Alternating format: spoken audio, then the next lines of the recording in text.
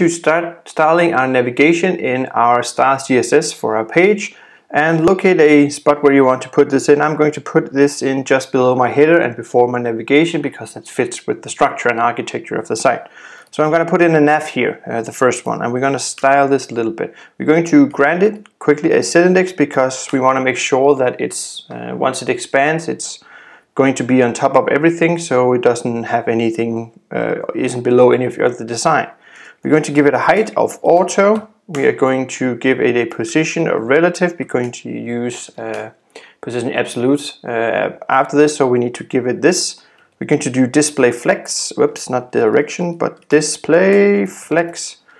And we're going to assign it a background, not a battleground, but a background, 333, like this. And that's the first part of it. We're just going to continue, so I'm not going to show you everything, but you can of course save and go to your browser and check it out if you want to. I am just going to continue. So the nav UL, so the container for our list items, we're also going to give this a display flex. We are going to reset the margin and reset the padding here, 0, 0. So now I'm going to go check out what this actually does to my navigation. So now you can see this happens here. And it's really small though, but the font size is really tiny, but it's there, and you can see the navigations if I zoom in, if I am allowed to on this right now. So home, this, contact news, and our hamburger menu here. So that works, everything works. So we can continue with implementing more stuff for this. So ULLI is the next part. This is kind of what we did with our drop-down menu. We're just styling it so it looks pretty, basically, so we can actually use it as well. We're going to do all of these things, center, so it looks very pretty. We're going to remove the bullet points here. So let's click save again, go to browser, test now, the bullet points are gone. We're going to continue with our nav ULLIA. So the actual links in our, we're going to give it the color now. F2, F2, F2, that's a pretty color. It's not entirely white, but it's close. We're going to text align it to center. Since we're using text, we don't need to use justify content like with display flex, but since it's pure text, we can use this. We're going to get some padding to this. In our case is going to be 10 pixels from top and bottom and 16 on each side. Text decoration, we don't want the underline on links like it will be on a default, so we're going to remove that with this one, and we're going to give it a font size as well so we can actually see it. So this is what we want to do for now.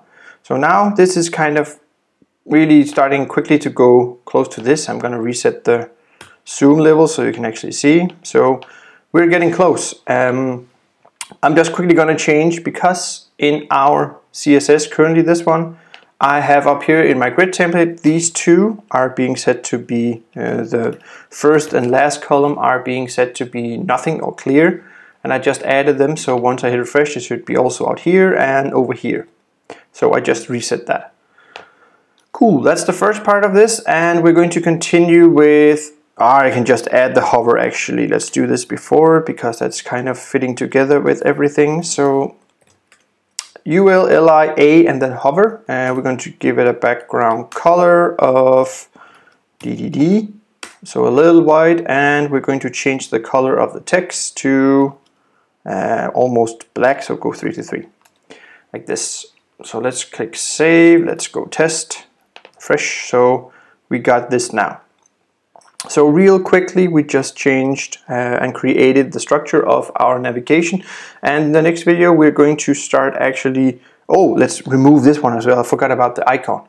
So nav icon, let's just remove this because we only want to see this in our responsive part. So icon, and the reason I write icon here, nav icon, is because we gave it a class here.